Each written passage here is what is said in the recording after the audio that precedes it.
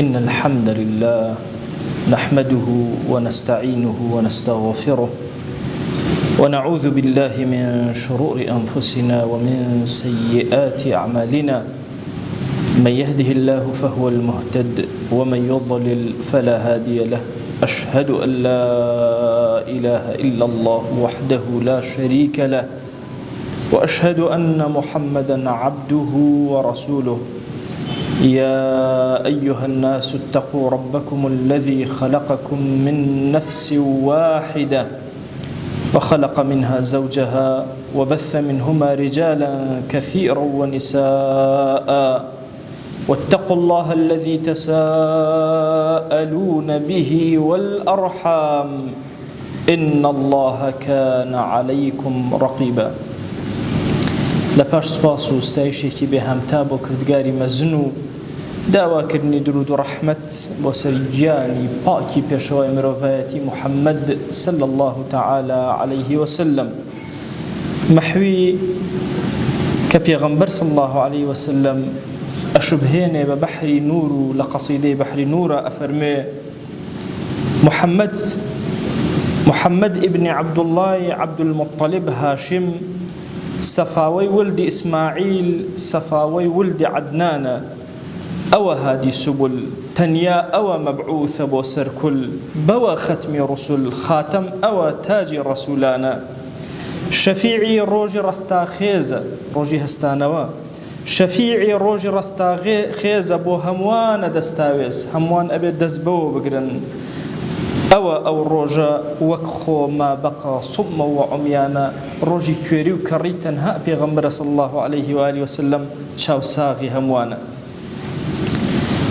رب العالمين لقرآن بيروزا أفرمي لقد خلقنا الإنسان في كبد إما مروف من دروس كردوه لزحمتي ونارحتي علماء أفرموا في كبد يعني في مكابتة الدنيا والآخرة لدنيا هر زحمتي لآخرتها هر زحمتي بوي إمام أحمد رضا ورحمتي خوالي لي أفرمي الراحة عند أول قدم تطأ الجنة استراحتي إنسان لكوية دس بيئك يكمل قاجك خسينا وبهجته ونجاتي ولا ساحي محشريش إن جاء راحتي وإسراحتي دس بيئك أم إنسانيك هميشة لمكابدة ونارحتي دیارە یاسای بۆ دانراوە کە چی بکات چۆن بکات چۆن لەم ناڕەحەتی و زەحمەتیانە دەربچێ. ئاەتێکی زۆر پیرۆز و گەورەی قورئانی پیرۆز ئێرشادمان ئەکا بۆ شوێنکەوتەیی پێغەمبەر صلی الله عليه وسلم ئەفەرمێ فەلا وەڕەبیکە لا یؤمنون قەسەم بە پەروەردگاری تۆ ئەی پێغەمبەر صلی الله عليه وسلم. طبعا واوەکە واوی قەسەمە و إمام زمخشري أفرمي ما دام وديتي وربك أما تشريف أبو بيغمبر صلى الله عليه وسلم يعني سفين بخواي تو أي بيغمبر صلى الله عليه وسلم. إيماننا إنه نبنى إيمان دار حتى وكو يحكموك فيما شجر بينهم أبي تو حكم بي هموشتك مشاجرة لبين خوان.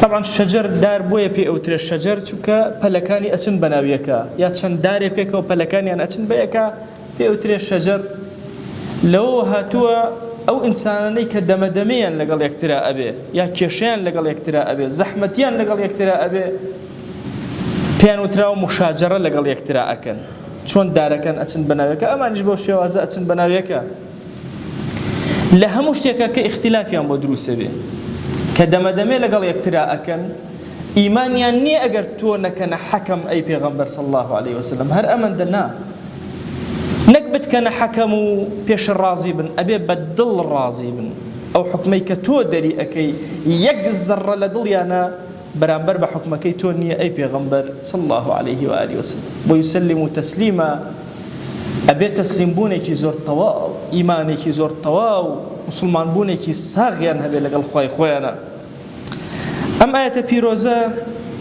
إرشادي إما أكاكا لهرشي كيشو مشاكل مانا بزانين شەفیعی ڕۆژی قیامەتمان چی کردووە و چی وتووە و چۆن ڕێنمایی کردوین ئێمە بەو شێوازە بکەین. دیارە عولەما هاتوون چل وقایە یا چل یاسایان دێناوە لە حەدیثی پێغەمبەر صلی الله عليه وسلم کە باسی ئەوەکە ئەگەر لەگەڵ یەکە اختلافدان و چۆن مامەڵەک طبعا إنسان کە یاساکانی پێغەمبەر صلی الله عليه وسلم ئەخوێنێتەوە شەرمەزارە بێ ئەبینێت لە ماڵەکەی خۆیە کاتێک کە مشاجرە لەگەڵ خێزانیە ئەکا لەگەڵ مناڵەکەی خۆیە ئەکا لەگەڵ براکەیە ئەکا لەگەڵ موسڵمانانە ئەکا لەگەڵ ئومەتی پێغەمبەر صلی الله عليه وسلم تووشی مشاجرە بێ سێرەکە بە یاسای پێغەمبەر صلی الله عليه وسلم ناچێ بەڕێوە ڕەحمەتی خوا لە کاک ئەحمەدی موفتیزادە بێ جارێ بە تەڵەبەکانی ئەڵێ ئەگەر کەسێک بێ لەم مەجلیسا گوێنێ بە من بدا ئێوە چی لێ ئەکەن ئەڵێ قوربان چۆن لێ قبوڵەکەن ئەڵێ ئەزانن ئەگەر ئێوە هەستن لێ بدەن ئەگەر هەستن قسەیەکی زیاتری پێ بڵێن هەمووتان گونەهبارە بن چونکە لە یاسای ئەم دینەی ئێمەیە زیادەڕەوی نییە با زوڵمیشی لێکرابێ ئەو پەڕەکەی ئەوەیە کە ئەمە مافی منە خۆم بۆ خۆم هەمان قسە بەو ئەڵێمەوە یانە ئەوە تا عەفوی ئەکەم هیچ کەسێکتر بۆی نییە موداخەلەکە لەو مەسئلە سەری ئەو فەهمە عەمیق و تێگەیشتنە لە بابەتی مشاجرە و لێک تێگەیشتن لەگەڵ یەکترا ئێمە جاری وا هەیە لەوە ئەچێ من مەلایەکم خۆشەوێ کەسێک قسەی بەرامبەر ئەکا قسە بەرامبەر بە خۆی و بەوە باپیری ئەەکەم تەنها لەبەرەوەی بەمەرجێ ئەمە مافی تۆ نییە لە شەریعەتە هەموو قسەیەکی تۆ لە بەرامبەرە تۆ عقوبەی لێ وەرەگری ئەگەر دەوڵەتی موسڵمان هەبێت وی زۆر کات ئێمە شیاوی دەوڵەتی ئیسلامی نین کە یاساکانی بەسەرمانە جێبەجێ بکرێ زۆرێک لەو اختلافانەی کە هەمانە ئەگەر دەوڵەتی موسڵمانان و عومەری کوڕی خەتاب ئێستا بگەڕێتەوە دارکاریمانەکە لەسێ چونکە جێگەی اختلاف نییە کاتێک کە ئێمە پەلاماری یەکتر ئەدەین ئەهلی مزگەوت لەگەڵ یەکە خراپ باوکو خێزان و ماڵ ئوسرە لەگەڵ یەکە خراپ پەیوەندەکانی نێوان باوکو مناڵ خراپ موسڵمانان نازانن لەگەڵ یەکترا چۆن مامەڵەکەن لە هەموو ئەو گرفتانەی کە هێتە بەردەمت لە ژیانە پێغەمبەری خوا صلی الله عليه وسلم یاسای بۆ داناوی یاساکان زۆر و زەوەندە هەندێک لە یاساکان لە خزمەتتان ناباسن یەکێک لەو یاسا گشتیانەی کە ئاینی پیرۆزی ئیسلام بەگشتی و پێغەمبەر صلی الله عليه وسلم زۆر تەکیدی لەسەر ئەکاتەوە بریتە لەوەی کە پێش ئەوەی بکەویتە ناو هەر تاوانێک هەر بەڵایەک هەر مشکلەیەک هەر مصیبەتێک هەر نیزاعێک هەر مشاجرەیەک لەگەڵ کەسێکە بوەستە مەچۆرە ناو مشاجرەوە بۆیە خۆشەویست ئێرشادە ئەکا ئەگەر وازل لە جەدەل هێنا مناقەشە و دەنگەدەنگ لەگەڵ خەڵکە هێنا با تۆش لەسەر حەق بی واتە حەقەکەت نەوت ئەمە دلیلی ئیمانی تۆیە دلیلی ڕەوشتی بەرزی تۆیە دلیلی بەهەشتی تۆیە ئەفەرمێ زەمانەتی بەهەشتیەکە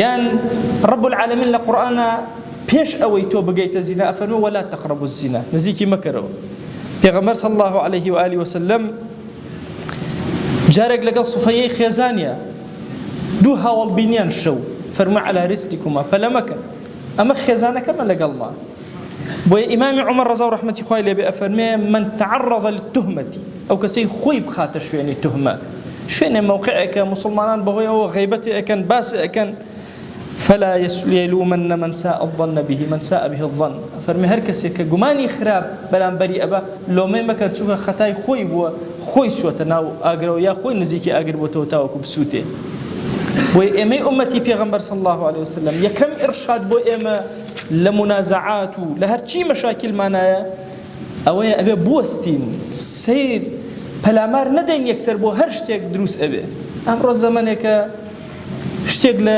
فەیسبووکە ئەبینی هەمووی قسەی لەسەرەکە لە تۆڕی کۆمەڵایەتیە هەمووی دەست پێ ئەکا بەبێ ئەمەی معلوماتت هەبێ بەبێ ئەمەی ئیشی تۆ بێ کاری تۆ بێ کورە جوانی ئینسانی موسڵمان ئەوەیە لە کارێکا بەشداری نەکا کاری تۆ نییە ئەم میلەتە قوربەسەرەی ئێمە با بڵێن 5 ملیۆنەیە 7 ملیۆنە لەوە ئەچێ بڵێم 7 ملیۆن سیاسی تایە هەمووی قسە ئەکا لە سیاسەتێکی چیش هەمووی درۆ دەسیر کە ئەمە چ مەغزایەکی ئەگەر ئینسان پێش ئەوەی داخڵی ئەم کارە خراپانە بێ بیر کاتەوە بوەستێ لە بەرامبەر هەموو منازعەیەکە لەگەڵ موسڵمانێکە ئەبێ بوەستی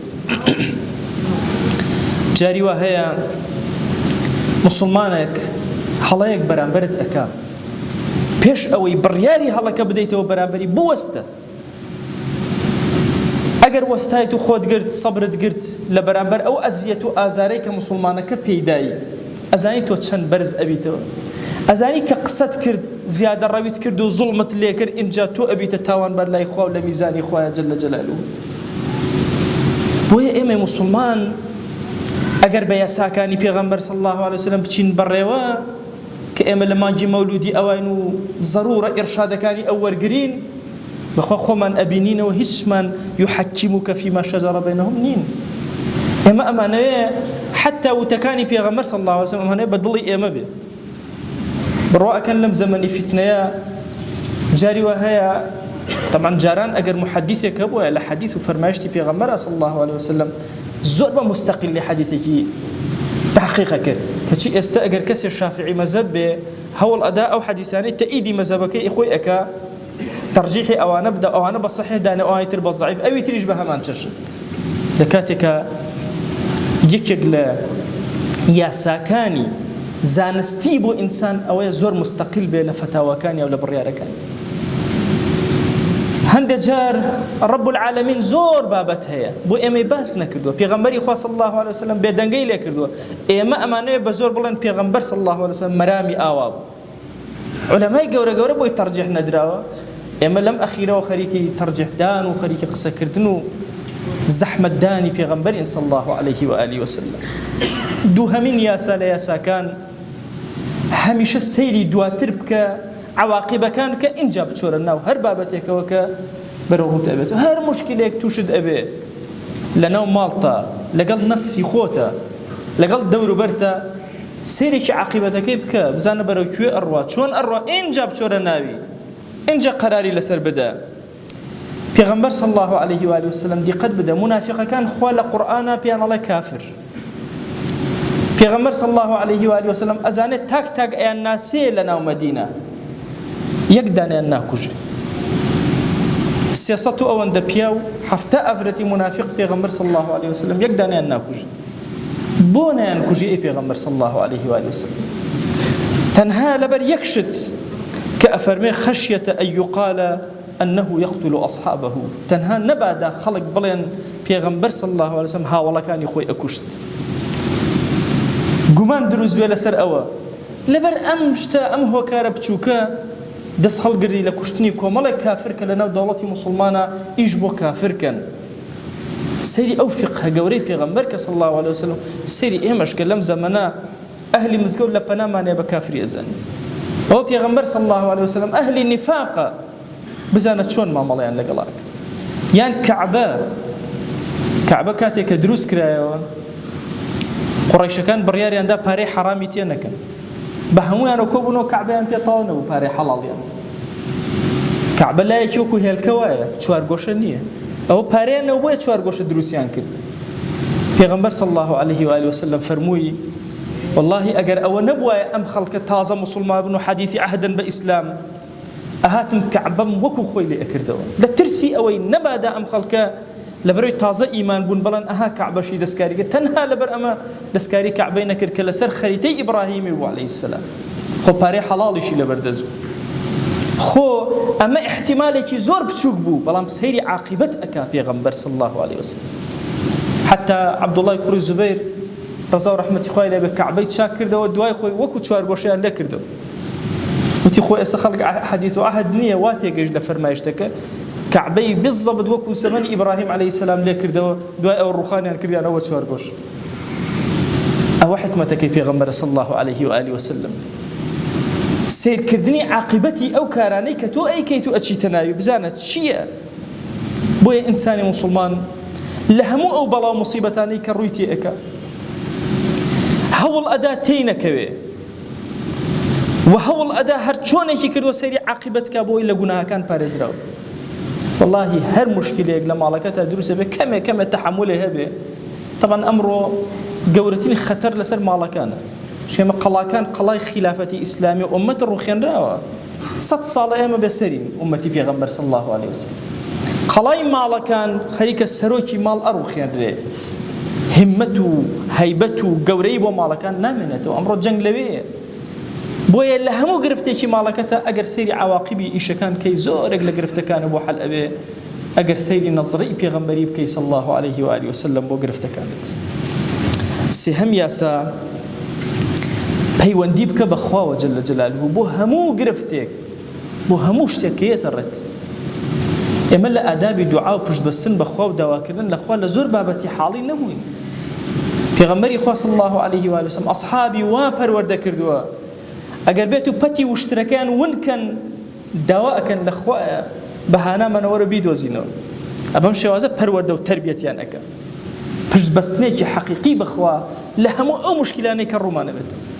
چەند جار لەگەڵ موسڵمانەکە تووشی ناڕەحەتی هاتی و سوژدەت بت، خوایە وەرە بەهانامە دڵی من و ئەو موسڵمانەیەک خە، ڕێکمان کەرەوە بۆ دینەکەت، ساغمان کەرەوە، هەردووکمان بکەرە ناو سەفێکەوە بمان کەرە جوندی دینەکەت. یا ئەممان دوعای شەڕی لەوی تر کرد و ئەویشمان دوعای شەڕی لەوی تر کرد، هەردووکیشی گیرا بوو قڕ بەسەری بۆ هەردووکمان. ئومەتەکەی پێغەمبەر صلی الله عليه وسلم زۆر ئیستیعانە ئەکا بەخوا جەل جەلالوه. رحمەتی خوا لە عەطا الله اسکەندەری بێ ئەفەرمێ: من علامات النجاح في النهايات الاستعانة بالله في البدايات. بەخوا ئینسان کاتێ ناجح ئەبێ لە کارەکان یا لە ئایندا لە سەرەتاوە زۆر پشتی بەخوا بەستی. زۆر کات طالبی علم و فەقێ کاتێک کە زۆر پشت بەخوا ئەبەسێ، خوا ئایندەیەکی زۆر گەشی ئەدات. کاتێ پشت بەخۆی ئەبەستێ و ئاعتیمادی لەسەر خۆیەتی بچووک ئەبێتەوە لە ئایندەیە. زۆرن ئەو فەقێیانەی لە ناو فەقێکانە بە بچووک سیر ئەکران، خوا ئایندەیەکی زۆر گەشی و کردنی قودوەیەکی زۆر گەورە و پرشنگداری کردن لە ناو جیهان و مێژووە. زۆرێکین ئەوانەش کە زۆر بە گەورە سیر ئەکران و دواتر بچووک بوونەوە ناویان نەما. بۆیە ئینسان لە سەرەتای هەر کارێکەوە دەست پێ ئەەکەی، لە بەرامبەر هەر ئیشێکەوە کە ئەڕۆی زۆر پشت بەخوا بەستە. ئەمە یاسایەکی محەممەدیە صلی الله عليه وآله وسلم بۆ حەلی معضەلات. ئینسانی ئیماندار ئەگەر بدایەتێکی محرقی نەبێ، وەکو عەطا الله اسکەندەری کە یەکێک لە وەلیە زۆر گەورەکانی رب العالمین لەسەر زەویە ئەفەرمێ: من لم يكن له بداية محرقة لم يكن له نهاية مشرقة. بەخوا ئەگەر کەسێ سەرەتایەکی نەبێ بسووتێ لە پێناوی خوایە، ئەوەندە پشت بەخوا بەستێ، نهایەت و ئینتیهایەکی نابێ کە مشرق بێ و گەشاوە بێ و ئایندەیەکی جوئەنی هەبێ. بۆیە عەزیزانم پێغەمبەری خوا صلی الله عليه وآله وسلم ئەگەر زەحمەتی ڕووی تێکردایە فەزع إلى الصلاة، پەلاماری نوێژی ئەدا، ئیستیعانەی بەخوا ئەکرد، داوای لە خوا ئەکرد. ئێمەی ئیماندار پێش ئەوەی بکەینە ناو ناڕەحەتی و زەحمەتەوە ئەبێ زۆر وریایانە مامەڵەکەین، هەوڵ بدەین نەکەوینە ناوی، هەمیشە سەیری عەواقیبەکان کەین. ئەمە یاسای محەممەدین صلی الله عليه وآله وسلم. سەیری عەواقیبەکان کەین، اینجا هەنگاوەکانمان بنین، بزانین بەرەو کوێ ئەڕوا ئەو هەنگاوە. سێهەم ئەبێ زۆر پشتمان بەخوا قایم بێ، لەعەل سەرکەوتوو ئەبین لەو کارانە و لەو هەنگاوانەی کە ئەینێ. عەزیزانم ئەمڕۆ ئێمە لە زەمانێکە ئەژین، زەمەنی فتنە، زەمەنی شوبهات، زەمەنی شەهەوات. کافر بە شمشێر و بە چەک نەیتوانی بەرامبەری ئومەتی پێغەمبەر صلی الله عليه وسلم هیچ کە هەر شکستی هێنا. هەد لەناو خۆمانە ئیختیلافی تیا دروست کردین، لەناو خۆمانە وهای لێکردین کە پشتی یەکتر بشکێنین، وهای لێکردین کە دوژمنەکەی خۆمان نەبینین، تەنها خەریکی خۆمان بین. بۆیە ئەم ئومەتەی پێغەمبەر صلی الله عليه وآله وسلم لە هەموو کاتە زیاتر ئەمڕۆ ئەبێ گوێبیستی وتارەکانی ئەو بێ، گوێبیستی یاساکانی ئەو بێ، دڵی لەگەڵ ئەوە بێ، ڕۆحی لەگەڵ ئەوە ئاوێتە بێ.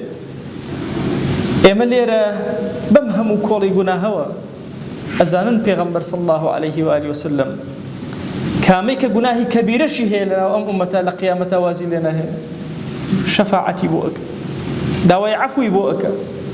وەرە پێغەمبەرێ صلی الله عليه وآله وسلم ئەوەندە دڵسۆز بێ بۆ تۆ، ئەوەندە حەریص بێ لەگەڵ تۆ چیت کردووە بۆ ئەو، چۆن ئەکەی لەگەڵ ئەوە. خوای گیان داوات لێ ئەکەین بە ناوی جوانت بە صیفەتی بەرزە بە ئیسمی عەظەمت.